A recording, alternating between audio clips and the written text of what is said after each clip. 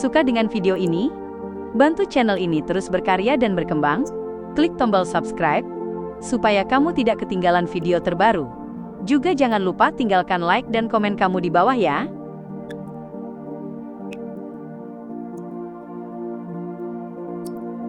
Germain Sparrow. Dorian merasakan pembuluh darah di dahinya berdenyut saat mendengar nama itu. Ia menyatukan kedua tangannya, tanpa sadar menegang. Berada di pelabuhan Pritz, ia secara tak terhindarkan mengetahui berbagai kabar di laut, baik secara aktif maupun pasif, jauh lebih banyak daripada para penduduk Backland yang hanya mengandalkan koran. Dalam beberapa bulan terakhir, ia sering mendengar dari berbagai saluran informasi tentang Germain Sparrow. Mulai dari membunuh Steel Mafety, melukai para Vice Admiral Elmond Tracy, hingga berhasil memburu Admiral of Bloodsenor, semua cerita itu dipenuhi nuansa kegilaan. Dia meninggalkan laut dan datang ke Backland. Sifat gilanya sama sekali tidak berubah.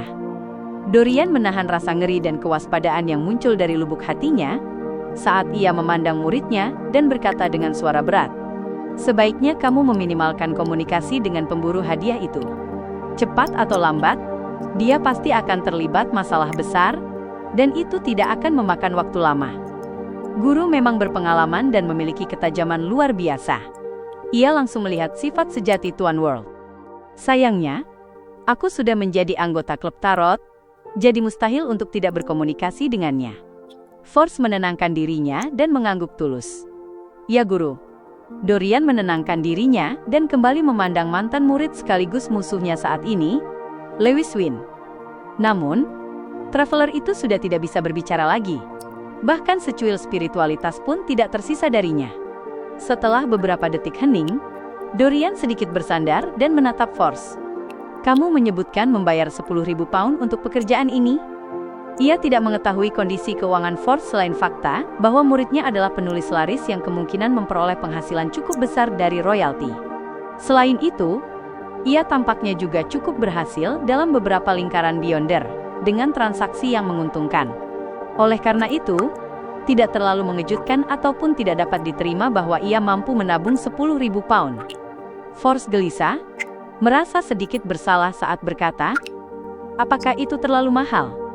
Ia sengaja mengajukan pertanyaan untuk menyembunyikan fakta bahwa ia menyebutkan angka palsu, sekaligus menunjukkan bahwa ia kurang berpengalaman dalam hal seperti ini. Dorian menggeleng. "Tidak, itu terlalu murah. Sangat murah sampai aku curiga apakah Germain Sparrow memiliki motif lain." Sebagai anggota keluarga Abraham yang telah mengalami banyak kemunduran, ia selalu menjaga tingkat kewaspadaan yang tinggi. Dalam istilah profesional berbagai klub dan perkumpulan, itu disebut biaya keanggotaan. Force mencibir dalam hati saat ia berkata dengan jujur, "Ada syarat lain, termasuk semua yang ada pada diri Lewis Wynn menjadi miliknya, serta aku harus memberikan bantuan kepadanya. Selain itu, aku juga berjanji bahwa jika dia membutuhkan uang di masa depan, aku akan menambah 3.000 pound lagi. Itu masuk akal, meskipun hanya sedikit." Dorian mengangguk pelan. Biasanya, membunuh Lewis Wynn yang didukung oleh Aurora Order akan menelan biaya setidaknya 30.000 pound. Dan jika ada kondisi lain, harganya akan lebih tinggi. Saat itu, Tuan World menggunakan kekuatan demigod yang tercatat dalam Leymanos Travels. Dia mungkin menghadapi sesuatu yang lain. Seorang Saint dari Aurora Order. Setelah mendapat banyak pengalaman dari klub tarot, Force tidak asing dengan struktur Aurora Order. Ia tidak menyembunyikan kerutannya saat berkata, "Dari kelihatannya, ini memang agak tidak normal. Mungkin dia sedang sangat membutuhkan uang?" Dorian berpikir sejenak sebelum berkata, "Mungkin dia lebih menginginkan karakteristik Beyonder milik Lewis Wynn. Bagi Beyonder jalur lain, itu bisa ditempa menjadi artefak mistis yang cukup berguna selama ia menemukan artisan yang cocok." Dorian berhenti selama 2 detik sebelum menambahkan, "Tidak perlu khawatir soal itu. Tinggal jauhi dia di masa depan. Mungkin sejak awal dia sudah mengincar Lewis Wynn dan hanya memanfaatkan informasi darimu untuk melakukan pembunuhan sambil mendapatkan keuntungan tambahan." Dorian tidak melanjutkan topik tersebut. Ia mengeluarkan sebuah bola kristal murni seukuran kepalan tangan dari sakunya. Ini terbuat dari kristal bintang, dan dapat secara efektif meningkatkan kemampuan astrologimu. Cahaya masuk dari luar jendela saat gelombang berkilau muncul di dalam bola kristal itu. Tanpa menunggu Force menolak, Dorian terkekeh. Lewis Wynn adalah musuhku. Biaya untuk menyingkirkannya seharusnya ditanggung olehku. Saat ini, aku tidak memiliki banyak uang tunai, jadi aku hanya bisa menggunakan beberapa barang untuk menguranginya. Tidak perlu. Force menggeleng, setengah tulus, setengah bertentangan dengan keinginannya. Tulus karena awalnya ia hanya ingin membalas dendam untuk gurunya tanpa memikirkan imbalan. Namun bertentangan karena ia tidak mampu menolak hadiah itu. Dorian berkata dengan ekspresi tegas, "Apakah kamu ingin membuatku merasa malu dan gelisah? Jangan khawatir, aku masih memiliki cukup banyak kekayaan." Force mengangguk. "Baiklah." Dorian kembali tersenyum. "Selain itu, aku sudah membawakan formula ramuan scrap untukmu. Kamu bisa mengumpulkan bahan-bahannya sambil mencerna ramuan astrologer. Haha. Aku akan menyiapkan salah satu bahan utamanya untukmu, otak Asman. Sisanya harus kamu usahakan sendiri." Asman dikatakan sebagai monster dari zaman kuno.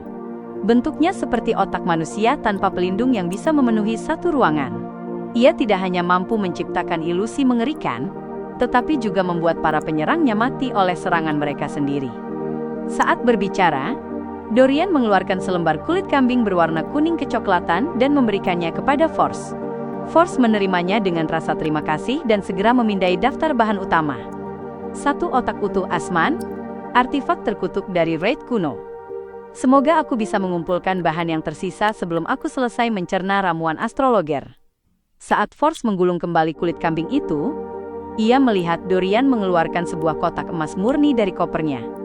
Setelah menghilangkan dinding spiritualitas, Dorian membuka kotak itu sambil berkata, "Tanpa pelindung emas, otak Asman akan terus memengaruhimu, membuatmu berhalusinasi hingga kehilangan kewarasan." Di dalam kotak persegi itu terdapat gumpalan abu-abu putih yang tembus cahaya dan berkerut. Ukurannya sekitar 1/5 kepala Lewis Wynn. Seperti yang diharapkan dari keluarga dengan sejarah panjang. Force sekali lagi mengucapkan terima kasih dengan tulus, menerima kotak emas itu, lalu dengan cekatan menutupnya kembali dan menyegelnya dengan dinding spiritualitas. Dorian tidak berhenti. Ia malah memberi alasan agar Force tetap tinggal. Ia menyiapkan ritual dan memanggil makhluk kehampaan Malmoth yang menyukai musik. Kemudian, ia mengambil 2 dokumen dari tubuh makhluk berbentuk bola itu. Ia sudah menyiapkan 3 barang ini untuk Force sejak menerima kabar mengejutkan tentang Tuan Dor, sehingga ia membawanya. Ini adalah 2 properti di Backland. 1 berada di Hillstone Borough, dan 1 lagi di Cherwood Borough. Lokasinya sangat bagus dan total nilainya sekitar 6.500 pound. Berapapun harga jualnya nanti akan menjadi milikmu, kata Dorian sambil tersenyum. Meskipun keluarga Abraham sedang mengalami kemunduran, sebagai keluarga mantan malaikat dengan sejarah panjang, mereka masih memiliki cukup banyak sumber daya, termasuk tanah, perkebunan, properti, manor, dan tambang. Dorian hanya menguasai sebagian kecil, sementara sisanya dimiliki oleh berbagai keluarga kecil lainnya. Tempat yang kusewa seharga 2.500 pound berada di distrik yang cukup baik, tetapi lokasi biasa saja. Apa yang guru berikan hari ini benar-benar mencapai sekitar 10.000 pound. Force tidak bisa menahan desahan dalam hati. Di Katedral Hollywyn, Deep Blue Officiant Randall Valentinus memandang diakon Mandated Punisher dan berkata, "Ada temuan? Uskup Agung Backlund yang baru itu adalah pria parubaya dengan aura dominan. Rambut biru gelapnya tebal, dan ia memiliki cuping telinga besar. Matanya seolah menyembunyikan petir dan badai. Diakon Mandated Punisher yang berdiri di depannya adalah pria kurus parubaya yang mengenakan topi kapten yang dimodifikasi. Wajahnya biasa saja, tetapi terdapat tato jangkar di lehernya." Pria itu menjawab dengan hormat, "Yang mulia, kami sudah menangkap beberapa anggota yang ikut dalam pertemuan itu. Namun, mereka tidak tahu siapa saja yang lainnya, apalagi mengetahui orang yang membunuh Tuan X. Berdasarkan deskripsi mereka, pelaku memiliki tinggi sekitar 1,6 meter dan kemungkinan perempuan. Tidak menutup kemungkinan bahwa itu adalah pria bertubuh pendek." Randall menahan amarahnya dan bertanya, "Apa rencanamu selanjutnya?" Karena untuk sementara kami tidak bisa mengetahui siapa saja yang diundang Tuan X, dan wanita setinggi 1,6 meter sangat umum, rencana kami adalah melonggarkan pengawasan di permukaan, sambil menargetkan beberapa target mencurigakan, dan mengubah mereka yang tertangkap menjadi informan. Tanpa kami perlu mengambil risiko, para fanatik dari Aurora Order pasti akan mencari pembunuh itu sendiri untuk membalas dendam pada Tuan X. Mereka kemungkinan akan melakukan pencarian besar-besaran, dan dengan cara ini, kita tidak hanya akan menemukan si pembunuh, tetapi juga mendapatkan lebih banyak petunjuk tentang Aurora Order. Jelas pria kurus itu secara rinci. Randall mengangguk sambil berpikir dan berkata, Roy, saat bertindak, ingatlah untuk mengajukan artefak tersegel tingkat 1. Situasinya jelas bahwa Aurora Order setidaknya memiliki seorang Saint di Backland, dan kekuatan pembunuh itu lebih besar dari Beyonder urutan 5 biasa, dan kemungkinan juga didukung oleh demigod.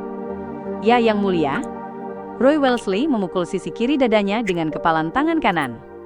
Dwayne, kamu sering melampaui ekspektasiku. Tidak butuh waktu lama bagimu untuk menyelesaikan studi wahyu dari kitab kebijaksanaan Evernight.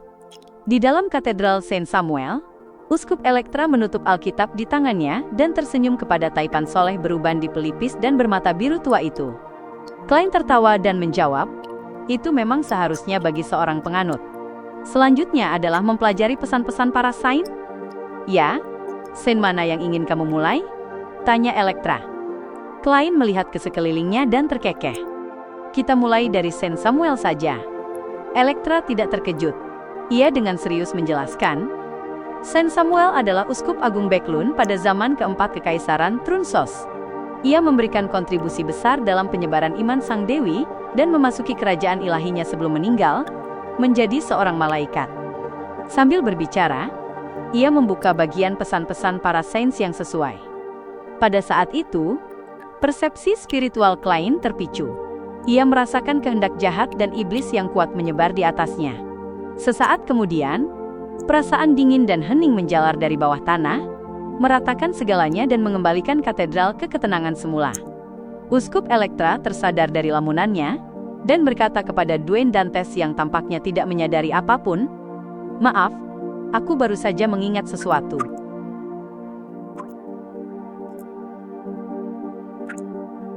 Tidak apa-apa, jawab Klein dengan senyum hangat.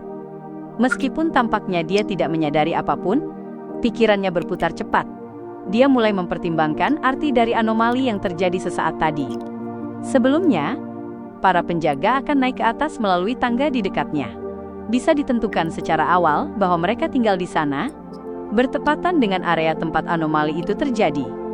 Kondisi para penjaga tidak dalam keadaan terbaik, jadi kemungkinan mereka kehilangan kendali lebih besar daripada Beyonder biasa, menyebabkan mereka tiba-tiba melepaskan aura kehendak jahat dan kejam, dan ini ditekan serta diredam oleh segel inti jauh di balik gerbang Canis. Jika begitu, ada dua kemungkinan. Pertama, segel inti di balik gerbang Canis bisa merasakan semua anomali di Katedral Saint Samuel, lalu bereaksi secara naluriah. Kedua, selama bertahun-tahun para penjaga berjaga, mereka terus-menerus terkikis oleh kekuatan segel inti. Dalam arti tertentu, mereka adalah bagian darinya, atau mereka menanggung beban karakteristik yang sesuai. Begitu terjadi kejanggalan, tubuh mereka akan segera ikut campur. Jika yang pertama, itu berarti ketika aku membuat seorang penjaga pingsan dan menggantikannya, hal itu akan dengan mudah terdeteksi oleh segel inti di balik gerbang Canis. Itu akan menghasilkan anomali seperti sebelumnya, menyebabkan rencanaku gagal sejak awal. Jika yang kedua, aku pasti akan ditolak saat memasuki gerbang Canis, bahkan saat menyamar sebagai penjaga. Aku perlu memahami masalah ini sebelum menemukan cara penanggulangan langsung. Sangat sulit mencuri artefak tersegel dari berbagai gereja. Tidak heran hampir tidak ada yang mau melakukannya. Saat pikirannya mengembara, secara lahiriah dia tetap memperhatikan penjelasan Uskup Elektra tentang pengalaman Saint Samuel dan pesan-pesan yang ditinggalkannya. Ketika waktunya hampir habis, dia berpamitan dengan sopan. Setelah kembali ke Jalan Backlund nomor 160, dia melihat kepala pelayannya mendekat tepat saat dia menyerahkan topi dan tongkatnya kepada Richardson. Tuan, Apakah Anda berencana mengadakan pesta dansa atau jamuan minggu depan dan mengundang para tetangga? Walter tidak menggunakan nada menyarankan, melainkan bertanya. Namun, Klein tahu betul bahwa begitu kepala pelayannya mengangkat topik ini, berarti waktunya memang sudah hampir tiba. Dia mengangguk ringan dan berkata, "Sabtu malam, pesta dansa. Aku harus merepotkanmu dan Taneja untuk melakukan persiapan. Apakah uangnya cukup?" Saat mengatakan kalimat terakhir, Klein memandang pengurus rumah tangganya. Taneja mengangguk tegas dan berkata, "Cukup. Berbagai minuman beralkohol di gudang anggur Anda cukup untuk beberapa jamuan." Saat pindah ke Jalan Boklund nomor 160, Klein telah menyerahkan 1.000 pound tunai untuk pengeluaran rumah tangga. Dilihat dari situasinya, bahkan dengan kebutuhan untuk menambah anggur berkualitas, daun teh, dan biji kopi, itu bukan sesuatu yang bisa habis dalam 1 bulan. Pound emas memang cukup kuat. Klein mengangguk sambil tersenyum. Untuk pesta pertama, jangan gunakan anggur yang terlalu mahal. Di Loen, bersikap sederhana itu hal yang umum. Baik Tuan. Meskipun Walter sangat memahami cara mengelola pesta dansa, dia tetap memperhatikan instruksi majikannya dengan serius. Dia berhenti sejenak lalu berkata, "Ada 2 hal yang perlu Anda lakukan. Pertama, menetapkan daftar tamu bersama kami, serta memikirkan topik percakapan kecil untuk setiap tamu, menyesuaikan dengan status dan pengalaman mereka. Kedua, memesan setelan untuk pesta. Merepotkan sekali. Saat menyapa Hazel, apakah aku bisa mengatakan bahwa selokan di sini lebih bersih daripada alun-alun di benua selatan?" Saat Klein menghela napas dan mengolok dalam hati, dia mengangguk sedikit. "Tidak masalah." Larut malam, bulan merah menggantung tinggi di langit. Kabut asap yang telah banyak menipis membuat Boklund terasa lebih tenang. Di kamar utama Dwayne Dantes, Klein menyiapkan ritual untuk memanggil dirinya sendiri. Dia berencana memasuki selokan malam ini untuk memastikan bahwa Tracy telah pergi. Setelah itu, dia akan menuju percabangan yang disebutkan, menjelajahi lorong tersembunyi untuk melihat apakah bisa menemukan sesuatu. Klein tidak berharap mendapatkan hasil besar.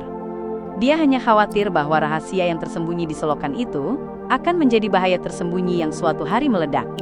Itu bisa melibatkan Dwayne Dantes yang tinggal di dekat sana, merusak rencananya mencuri buku catatan keluarga Antigonus.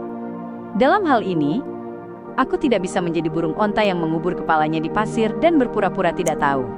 Aku harus menemukan masalah lebih awal dan menghancurkan yang perlu dihancurkan, atau melaporkan yang perlu dilaporkan sebelum semuanya benar-benar meledak. Itulah solusi paling efektif. Tentu saja, aku juga harus cukup berhati-hati. Aku tidak boleh membiarkan penyelidikanku justru menjadi pemicu. Tubuh roh Klein terlepas dari cahaya lilin, dan dengan bantuan peluit tembaga Azik, dia merasuki tubuh fisik Dwayne Dantes, mengendalikannya berjalan ke batas dinding spiritualitas dan duduk di kursi rebah. Bagi dunia luar, itu tampak seperti seorang taipan yang tertidur saat membaca koran. Memanggil jiwaku untuk merasuki tubuhku sendiri terasa berbeda dari kembali ke tubuhku. Ada penghalang yang jelas di antaranya. Klein membandingkan pengalaman itu, lalu melayang ke mejanya, membersihkan sebagian besar benda di altar, dan menyisakan lilin yang mempertahankan pemanggilannya tetap menyala. Setelah itu, Klein mengenakan Creeping Hanger, dan bersama peluit tembaga Azik, Death Knell, serta koin emas senor, dia terbang keluar dari kamar utama dan meninggalkan Jalan Boklund nomor 160, menembus masuk ke dalam selokan. Begitu memasuki lingkungan yang lembab dan kotor, dia segera melepaskan right senor dan membuat marionetnya menjaga jarak darinya, bergerak menuju percabangan tersembunyi, tempat Tracy sebelumnya beristirahat. Kali ini, dia melihat bahwa area bersih di selokan itu sudah ternoda kotoran dengan jejak tikus. Sepertinya Tracy benar-benar sudah pergi. Klein, yang mengikuti dari jauh, menghela napas lega. Sebagai tubuh roh, dia tidak perlu bernapas ataupun berjalan di tanah. Karena itu, dia tidak peduli seberapa menjijikannya selokan tersebut. Senor keluar dari area itu dan terus berjalan, berbelok di belokan kiri ke-6. Klein terus menjaga jarak 50 meter, dengan sempurna memainkan peran orang di balik layar. Di ujung percabangan terdapat dinding berkarat yang dipenuhi lumut. Sekilas, tidak ada keanehan. Jika Tracy tidak menyebutkannya, klien tidak akan menyuruh marionetnya memeriksa setiap inci area itu secara detail. Beberapa menit kemudian, Senor tiba-tiba menegakkan tubuhnya dan berjalan maju, memasuki dinding tersebut. Menembus penghalang yang cukup tebal itu, penglihatan klien terbuka. Melalui pandangan marionetnya, dia melihat sebuah gua setengah alami setengah buatan. Tingginya tidak lebih dari 1,8 meter dan lebarnya sekitar 3 meter. Tanahnya dipenuhi alat seperti sekop yang dibungkus kain minyak serta tumpukan tanah dan puing. Tepat di depan, ada 2 lorong tersembunyi yang menurun ke bawah. Yang kiri sedalam sekitar 5 hingga 6 meter, sementara yang kanan hampir 10 meter. Namun, tidak tampak ada sesuatu di dalamnya, seolah-olah masih dalam proses penggalian. Ini digali oleh Hazel. Di siang hari dia wanita bangsawan yang angkuh, dan di malam hari dia penggali di selokan. Selain itu, dia memindahkan tanah dan puing satu demi satu ember. Dia berkeliling untuk menemukan titik yang tepat, dan penggalian adalah langkah berikutnya. Dinding itu pasti pintu rahasia. Klien bersembunyi di pintu masuk percabangan, sambil menyuruh Senor memeriksa area tersebut. Setelah itu, dia membuat Wraith itu memasuki lorong kiri, hingga mencapai area yang benar-benar tertutup. Tubuh Senor perlahan memudar menjadi tak berwujud. Dalam keadaan ini, dia menembus tanah dan menjelajah lebih dalam. Namun bahkan ketika mencapai batas 100 meter, dia tidak menemukan apapun yang berguna. Yang dia lihat hanya serangga dan cacing biasa. Klien membuat marionetnya beralih arah, berenang dalam lautan tanah, tanpa menemukan apapun. Senor segera kembali ke gua sebelumnya, dan memasuki lorong kanan tanpa terhalang apapun. Masih tidak ada apa-apa. Tidak tanpa alasan, Tracy menyimpulkan bahwa ini hanya akan berhasil untuk jalur tertentu, atau dengan memiliki item tertentu. Dia pasti telah menyelidiki area ini dengan benang tak kasat mata seorang Demoness of Pleasure. Sayangnya, aku sudah kehilangan Tinder. Aku bertanya-tanya apakah aura kabut abu-abu padaku akan berhasil. Sepertinya itu sangat menarik Beyonder dari jalur Marauder. Klien berkomentar dalam hati, dan dengan kondisi tubuh roh, dia berniat untuk secara pribadi memasuki kedua lorong tersembunyi yang digali Hazel. Namun, dia menahan keinginannya karena dia sekarang adalah seorang marionetis.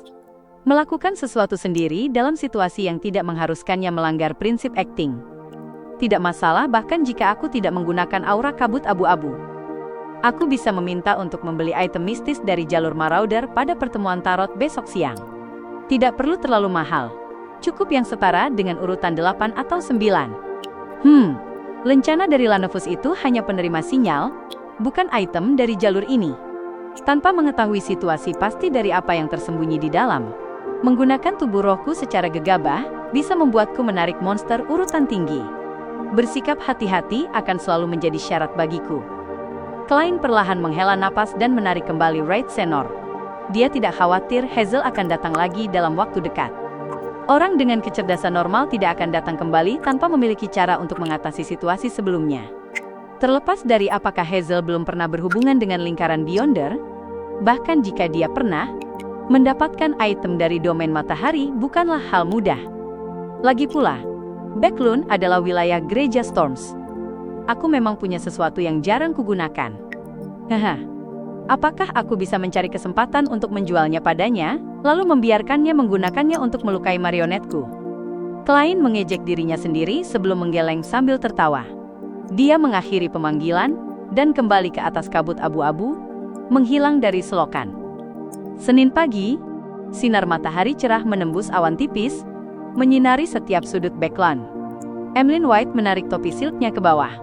Saat turun dari kereta dan berjalan menuju gereja Harvest, dia menyipitkan mata dan bergumam, cuaca yang mengerikan. Musim terburuk di Backlund akan segera datang.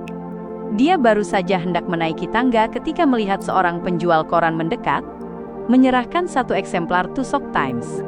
Tuan, koran pagi hari ini. Emlyn hendak menolak ketika dia melihat secari kertas kecil terselip di antara jari bocah itu. Emlyn tetap tenang saat mengeluarkan satu penny dan memberikannya, menerima koran Tusok Times beserta kertas kecil itu.